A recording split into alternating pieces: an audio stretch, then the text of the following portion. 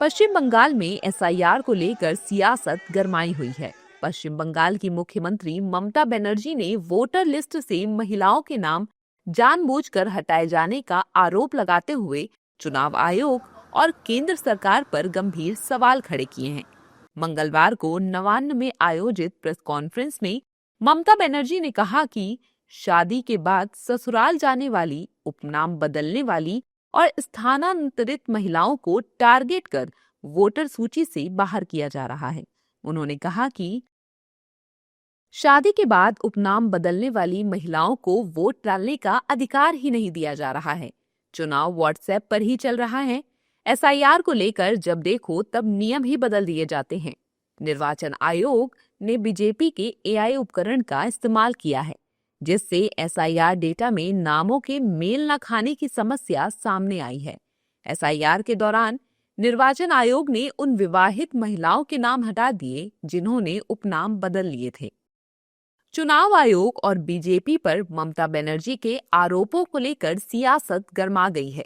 BJP नेताओं ने ममता बनर्जी पर झूठ फैलाने का आरोप लगाया है।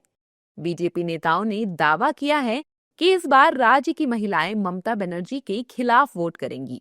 बीजेपी नेताओं ने कहा कि ममता बनर्जी को झूठ बोलने की आदत बहुत पहले से है। किसी भी तरह से महिलाओं को निशाना बनाने का सवाल ही नहीं है। महिलाएं ही इस बार ममता बनर्जी के खिलाफ वोट करने जा रही हैं। झूठ बोलने की आदत ममता बनर्जी की बहुत पहले से है। कोई महिला को टारगेट करने की विषय नहीं है। महिलाएं इस बार ममता बनर्जी के खिलाफ वोट करेगी। सारी महिलाएं तैयार है, क्योंकि आप जानते हैं कि ममता बनर्जी अगर पावर में रही तो आगे आने वाले समय में सब महिलाओं को जिस तरीके से प्रताड़ित होना पड़ रहा है बंगाल में, महिला सुरक्षा नहीं है, महिला के साथ बीच बीच में बलात्कार की घटनाएं आ रही है। ऐसी घटनाएं ममता बनर्जी अगर रहेगी तो और भी बढ़ेगी। इसलिए मुझे लगता है कि महिलाएं इस बार बहुत ज्यादा वोट करेगी और ममता बनर्जी के खिलाफ वोट करेगी। देखिए, ममता जी और विपक्ष एसआईआर के विरोध में एक बहुत बड़ी साजिश कर रहा है। एसआईआर हमारे उत्तर प्रदेश में भी चल रहा है। मैं वहाँ का सांसद हूँ और मैं देख रहा हूँ कि हर पार्टी और हर वर्ग इससे संतुष्ट है। अगर हमारे गणतंत्र की रीढ़ की हड्डी जो वोटर लिस्ट है वो पुष्ट नहीं होगी तो कैसे गणतंत्र आगे चलेगा।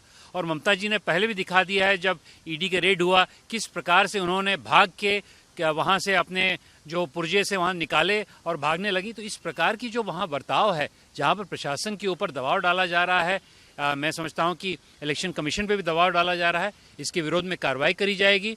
हम लोग का गणतंत्र ममता जी दीदी जी नहीं चलाएंगे। हमारा गणतंत्र इलेक्शन कमिश्नर के अधीन चलेगा और उसी के साथ साथ कॉन्स्टिट्यूशन के अधीन चलेगा। सिंपल चीज है, जो यहाँ पे कमीशन की जो रिप्रेजेंटेटिव है, ईआरओ और एईआरओ और बीएलओ, आप जानते हैं कि वो स्टेट गवर्नमेंट की अधिकारी है। माननीय ममता बनर्जी जी उनको दबाव में रख रखा है कि भाई किसी का नाम नहीं कटेगा, तो बोलते ही जा रहा है, किसी का नाम नहीं कटेगा, किसी का नाम नहीं कटेगा, किसी का नाम नहीं कटेगा, जैसे कि वो ही यहाँ का सुप्रीमो है। जनता कुछ भी नहीं है, जनता जनार्दन होता है। जनता ने जाके आज पेश किया है और कल भी हम पेश करेंगे। देखिए, चुनाव आयोग से संबंधित अगर कोई प्रतिपक्ष आज बात कर रहा है, चाहे वो समाजवादी पार्टी कर रही हो, चाहे टीएमसी कर रही हो, चाहे तमिलनाडु के अंदर चाहे स्टालिन की पार्टी कोई कर रहा हो, जनता उसको गंभीरता से सुन नहीं रही है, न देख रही है। इसलिए कि आज ये स्पष्ट हो गया है कि चुनाव आयोग जो वोटर लिस्ट की शुद्धता कर रहा है वो बिल्कुल सही दिशा में है। किसी को टारगेट नहीं कर रहा है चुनाव आयोग।